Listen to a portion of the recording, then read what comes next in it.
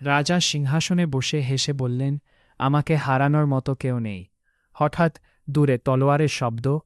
একজন সৈন্য দৌড়ে এসে হাঁপাতে হাঁপাতে বলল, মহারাজ, শত্রুরা প্রাসাদের দরজায়। রাজা হেসে উঠলেন, অসম্ভব, তারা আমার সামনে দাঁড়াতেই পারবে না। ঠিক তখনই ছায়া থেকে বেরিয়ে এলেন এক ব্যক্তি। কৌটিল্যে তিনি ধীরে বললেন, রাজা শত্রু নয়, তোমার অহংকারেই তোমাকে এখানে এনেছে। রাজা থমকে গেলেন। কি বলতে চান?